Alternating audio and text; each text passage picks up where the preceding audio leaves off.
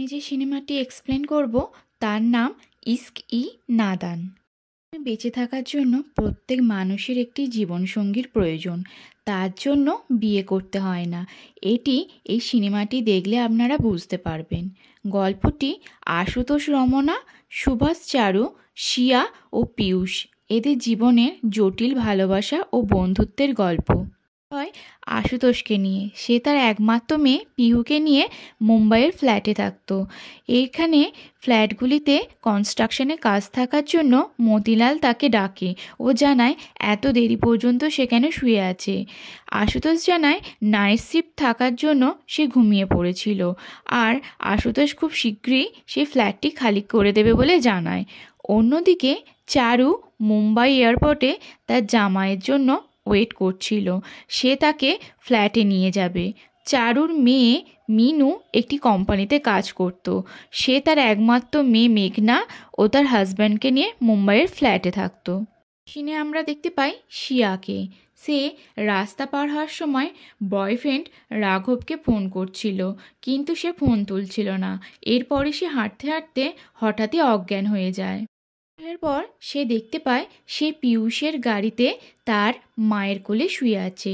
সে বলে সে ঠিকভাবে বাড়ি চলে যেতে পারবে, কিন্তু পীয়ূষ ও তার মা তার বাড়িতে ছেড়ে দেবে বলে জানায়। এরপর গাড়িতে পীয়ূষের মা শিয়ার পরিচয় জানতে চায় ও সে বিয়ে করেনি কেন জানতে চায়। শিয়া জানায় সে বিয়ে করতে বিশ্বাসী নয়। এরপর পীয়ূষের মা নেমে যায় ও শিয়া পীয়ূষের পাশে এসে বসে। একটি কোম্পানিতে প্রজেক্ট ম্যানেজারের কাজ করত। সে প্রত্যেক সপ্তাহে ছুটির দিনে মায়ের সাথে মেয়ে দেখতে আসতো বিয়ে করার জন্য। পীয়ূষ এমন একটি জীবনসঙ্গী খুঁজছিল যে মেয়েটি নিজে ভালো জব করবে আর পীয়ূষ বাড়ি সামলাতে পারবে। এমন নয় যে সে সারা জীবন জব করবে না, সে জব হয়তো পরে করবে। তাই কোনো মেয়েই তাকে বিয়ে করার জন্য তৈরি ছিল না। সিয়া বলে তুমি যদি সত্যবাদী হও তাহলে তুমি কোনোদিনই বিয়ে করতে পারবে না। পীয়ূষ জানায় সে নিজের কাছে সবসময় সত্য হয়ে থাকতে চায়, যাতে পরে কেউ না তাকে ভুল বোঝে। শিয়া জানায় সে জীবনে কোনোদিনও বিয়ে করতে চায় না, কারণ একটি মানুষকে নিয়ে সারা জীবন চলা তার পক্ষে সম্ভব নয়। এরপর শিয়ার ফ্ল্যাট এসে গেলে পীয়ূষ বলে কোনো কিছু দরকার পড়লে আমায় কল করো। শিয়া জানায় তোমার কি আমার ফোন নাম্বার দরকার? পীয়ূষ বলে সে তার ফোন নাম্বার দিচ্ছে, যদি কোনো দরকারে লাগে তাহলে শিয়া যেন তাকে ফোন কল করে। আর মেয়ে মিনুর ফ্ল্যাটে আসে। ও খুব আনন্দিত হয়। ফ্ল্যাটের কাজের দিদি সীমা তাকে তার রুম দেখিয়ে দেয়। টেবিলে চারু, মিনু ও মেঘনা ডিনার করছিল। তখন মেঘনা বলে মা আমি কিছু খাবো না, খাবার টেস্টি নয়। মিনু তাকে বকা দিলে চারু জানায় এখন থেকে বাড়ির সব খাবার সে বানাবে, কারণ তার কোনো খাবারই পছন্দ হয়নি। মিনু জানায় এটা মুম্বাই শহর, ভালো রাঁধুনি পাওয়া সম্ভব নয়, আর সে অফিসের সব কাজ সামলে এত কিছু করতে পারবে না। মিনু তার মাকে বলে মা তুমি এখানে এসছো একটু আনন্দ করার জন্য, তা না করে সংসারের ঝামেলার মধ্যে জড়িয়ে পড়ো না। জামাই বলে মা আপনি একটু সময় বার করে মুম্বাই শহরটা ঘুরে দেখুন, এখানে অনেক ক্লাব আছে, ফ্ল্যাটের সামনে একটি গার্ডেন আছে, পার্ক আছে বয়স্কদের সময় উপভোগ করার জন্য। কিন্তু চারু জানায় তার হাত পা এখনও ঠিক আছে, তাই সে এখন থেকে রান্না করবে।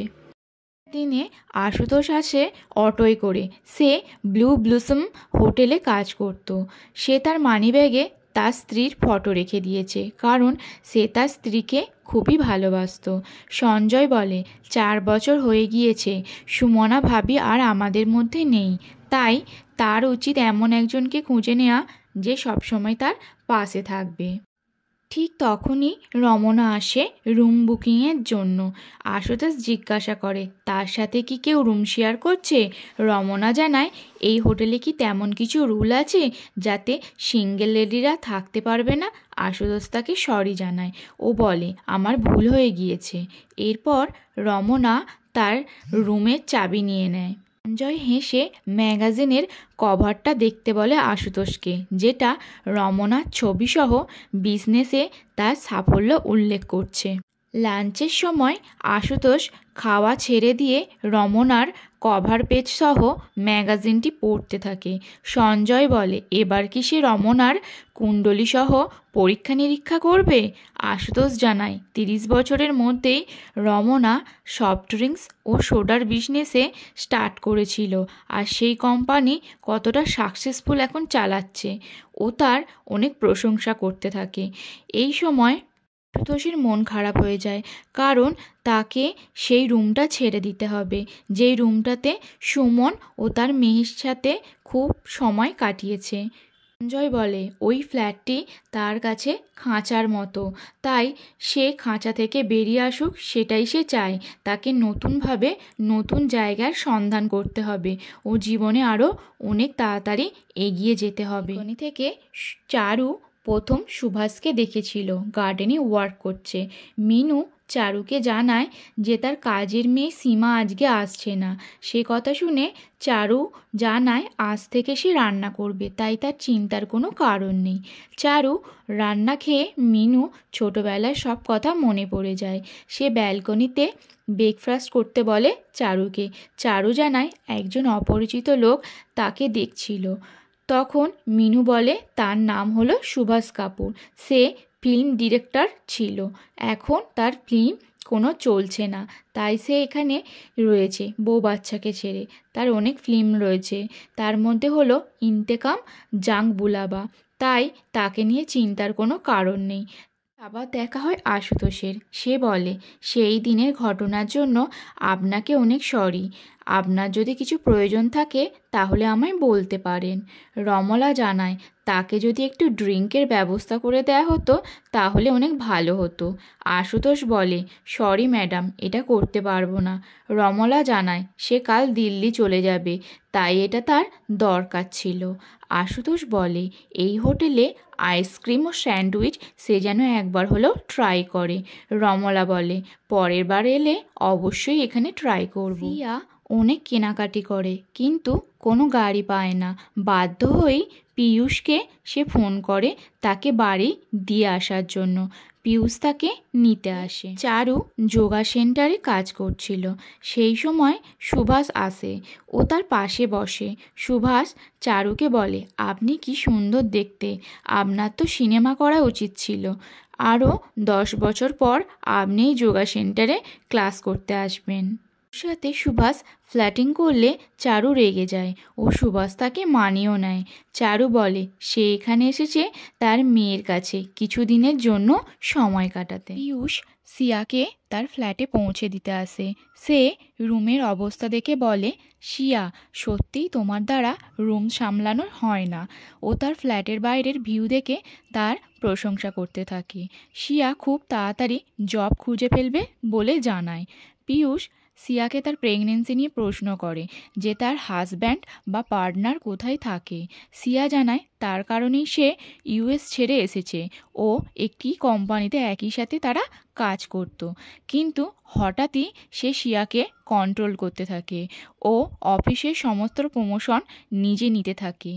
ইন্ডিয়ায় এসে সে ঠিক করে সে একাই সিঙ্গেল মাদার হবে।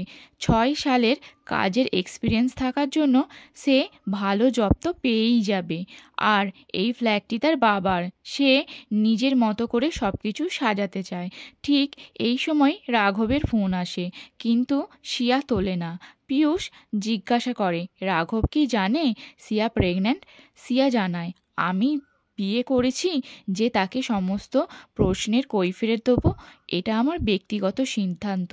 সিয়া হাতে দুটি ঘড়ি ইউজ করে, একটি নোটিফিকেশনের জন্য আর একটি তার মায়ের স্মৃতির জন্য। অফিসের কাজ সেরে মেয়ে পিউকে ডাকে।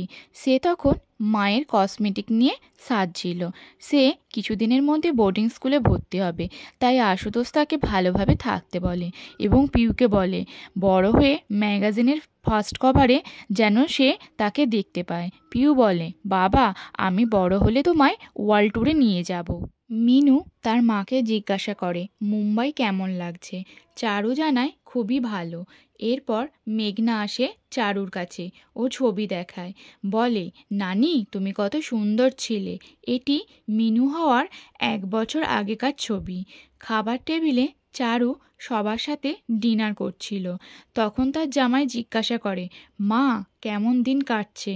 চারু জানায় সুভাষ নামে একটি ডাইরেক্টর সাথে তার পরিচয় হয়েছে। মিনু রাগ করে, তাই তেমন কথা বলিনি। আশুতোষ তার কেবিনে আসে। সবাই তাকে বলে এই হোটেল থেকে একটি লটারির ব্যবস্থা করা হয়েছে। যে জিতবে সে 3 দিন ও 2 রাত্রি ইউরোপ যেতে পারবে। কিছু কুইজেরও ব্যবস্থা করা হয়েছে। আশুতোষ সেগুলি খুব ভালোভাবে বলতে পারে, তাই সঞ্জয় তাকে এই লটারিতে অংশগ্রহণ করতে বলে। মানিককে একটি স্টাফ ডাকতে এলে সে কফি খাচ্ছে জানায় এবং যেতে পারবে না বলে। আশুতোষ সেখানে গেলে দেখে রমনা চাবি খুলতে পারছে না, তাই সে খুলে দেয় ও তাকে সরি জানায় এবং বলে আমার মেয়েও যেন তার মতো হয়, এটাই আমি চাই। পিয়ুষ সিয়ার কাছে আসে, কারণ আজও তার মেয়ে দেখতে গিয়ে রিজেকশন হয়ে গিয়েছে। সে সিয়াকে চা করতে বলে, তখন সিয়া দুধ ফেলে দেয় ও পিয়ুষ নিউজ পেপার দিয়ে তা মুছে দেয় ও বলে তাকে যেন বাড়ির কাজের জন্য রেখে দেয়া হয়। সুভাষ আসে চারুর কাছে একসাথে চা খাবে বলে, কিন্তু চারু জানায় সে চা খেতে পারবে না, কারণ তার আগেই তার চা খাওয়া হয়ে গিয়েছে। একটু পরে সুভাষ তার কাজের লোককে দিয়ে চারুর কাছে চা পাঠায় ও তাকে ফোন করে বলে আমি তোমার সাথে একসাথে চা খেতে চাই। পিয়ুষ সিয়ার সাথে পার্কে আসে। তার মন ভালো ছিল না, কারণ কোনো মেয়েই তাকে বিয়ে করতে রাজি হচ্ছিল না। সিয়া তাকে ধৈর্য ধরতে বলে ও বলে একটু সময় পর সব ঠিক হয়ে যাবে। আশুতোষ পিহুকে ফোন করে, কিন্তু পিহু জানায় সে বেশি টাইম দিতে পারবে না, কারণ আজ তার ফ্রেন্ডের জন্মদিন ছিল। একটুখানি কথা বলে সে বাবার সাথে ফোনটা কেটে দেয়। এরপর আশুতোষ তার কেবিনে যায় এবং রমনার সাথে আইসক্রিম খেতে যাওয়ার জন্য প্র্যাকটিস করে। রমনার কাছে এসে দেখে যে সে অন্য কারো রুমে চলে যাচ্ছে। সে কেবিনে এসে পাশের রুমে কে আছে তা চেক করে। পিয়ুষ অফিসের কাজে মন বসাতে পারে না। সে একজন স্টাফকে কাজ বুঝিয়ে দিয়ে সিয়াকে ফোন করে। সিয়া তখন ল্যাপটপে তার জব সার্চ করছিল। পিয়ুষ জানায় কাজের দিদি সুনিতা ঠিকঠাক কাজ করছে তো, সে রান্না ঠিকঠাক করছে তো, কারণ পিয়ুষ তাকে সব কাজ বুঝিয়ে দিয়েছে। সিয়া জানায় যে সে তাকে অনেক বকা দিয়েছে, তাই সুনিতা দিদির মন খারাপ। এই সময় সিয়া আনন্দিত হয় ও সে জানায় সে ভালো জব পেয়ে গিয়েছে। চারু সুভাষের ফ্ল্যাটে আসে ও সুভাষের কাজের কিছু ছবি দেখে, যা দেওয়ালের ফ্রেমে বাঁধানো ছিল। তাদের মধ্যে অনেক গল্প চলে। সুভাষ জানায় তার ছেলে চেতন বলেছে এখন আর তার সিনেমা চলে না, কারণ এক্স নিয়ে কোনো গল্প নেই, আর এই ফ্ল্যাটটি বিক্রি করলে সে সিনেমায় অনেক টাকা লাগাতে পারবে। কিন্তু সে একটি গান কম্পোজ করবে ও চারুকে শোনায় এবং চারুর সাথে ডান্স করতে থাকে। সঞ্জয় আশুতোষকে জানায় একজন তার জন্য বাইরে অপেক্ষা করছে। আশুতোষ অনেক ভাবার পর সেখানে যায় ও গিয়ে দেখে রমনা তার জন্য ওয়েট করছে। সে বলে ম্যাডাম এখন আমার ডিউটি নেই, কিন্তু রমনা জানায় তাকেই তার দরকার, সে আইসক্রিম খাবে ও সে যেন তার সাথে যায়। আশুতোষকে রমনা বলে জিলাটোয় আইসক্রিম খুব ফেমাস। আশুতোষ ইউরোপে গিয়ে যেন একবার হলো সেখানে সেটা ট্রাই করে, কারণ আশুতোষ হোটেলে যে লটারি কম্পিটিশান চলছে তাতে যোগদান দিয়েছে। এরপর তাদের মধ্যে অনেক গল্প চলে ও অনেকটা সময় তারা একসাথে কাটায়। পিয়ুষকে তার মা বোঝায় সে যেন সিয়াকে তার সমস্ত মনের কথা খুলে বলে, কারণ দিনের বেশিরভাগ সময় সে সিয়ার সাথেই সময় কাটায়।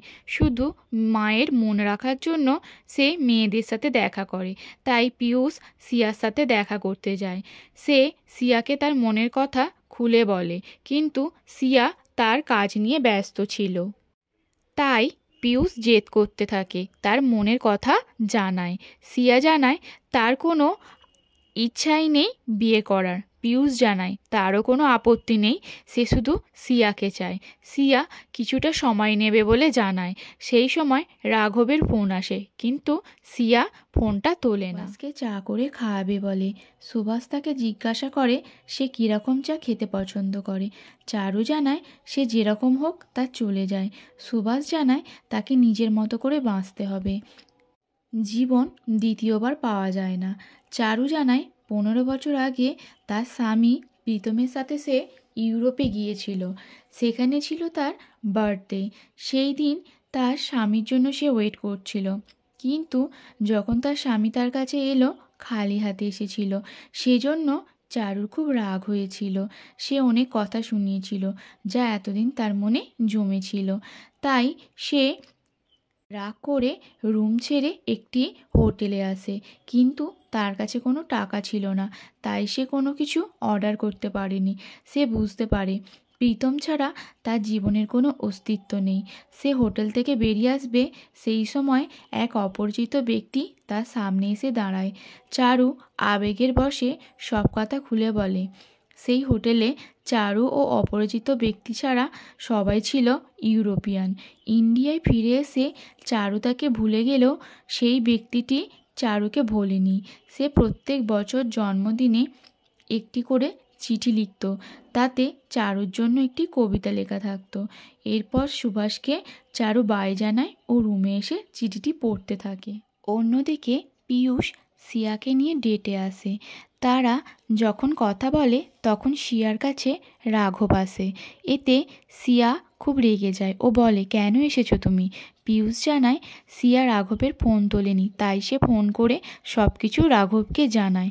রাঘব জানায় যতদিন অফিসে সিয়ার প্রমোশন হচ্ছিল ততদিন সে ছিল ভালো, কিন্তু যবে থেকে রাঘবের প্রমোশন হয়েছে সে ব্রেকআপ করেছে। ও অফিস সহ রাঘব সবাই তার কাছে খারাপ হয়েছে। সেই কথা শুনে সিয়া খুব রেগে যায় ও বলে, এই বাচ্চা শুধু আমার, তাই এই বাচ্চার ওপর তোমার কোনো অধিকার নেই। এই বলে সে হোটেল থেকে বেরিয়ে আসে। গাড়িতে পিয়ুষ সিয়াকে বলে, তুমি নিজের মর্জি মতো সব কাজ করো, যেটা তোমার ঠিক মনে হয় সেটাই করো। সিয়া জানায় এতগুলো মাসের কৃতজ্ঞতা আছে, ও সারা পৃথিবীর মেয়ে তাকে রিজেক্ট করেছে, তাই সে সিয়ার কাছে আছে। এইভাবে তাদের মধ্যে অনেক ঝগড়া হয়। আশুতোষকে সঞ্জয় অনেক বোঝায় রমনাকে মনের কথা বলার জন্য, ও পিউও তার বাবাকে বোঝায় তার মা মারা যাওয়ার পর সে অনেক একা হয়ে গিয়েছে। তাই এখনই আশুতোষ যেন রমনাকে তার মনের কথা খুলে বলে। আশুতোষ রমনাকে একটি শান্ত জায়গায় নিয়ে আসে তার মনের কথা খুলে বলার জন্য। রমনা জানায় হয়তো সে আর মুম্বাই আসবে না।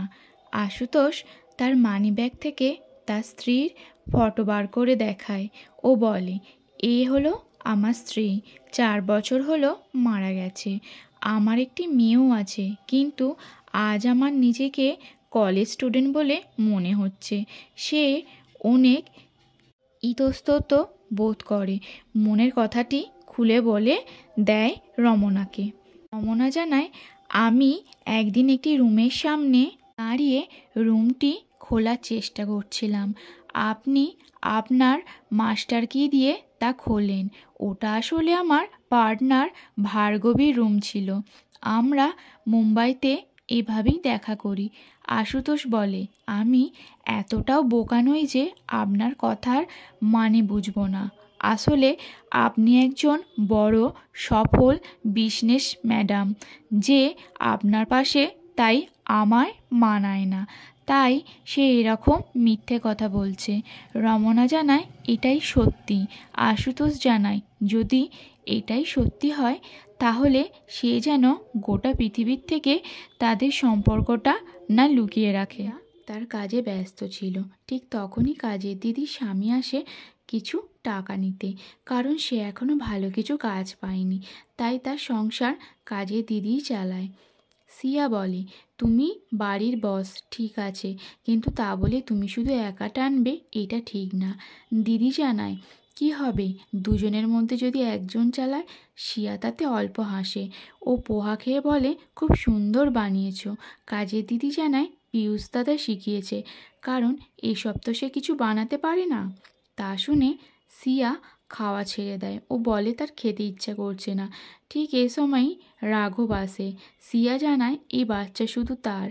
রাঘব যদি বাচ্চাটি চায় তাহলে কোর্ট কেস করতে পারে।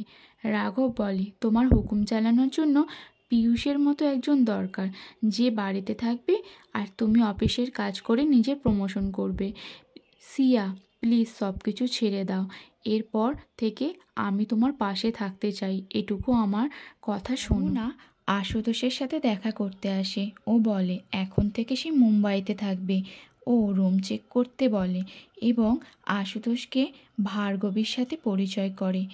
বলে এটা হলো আমার পার্টনার।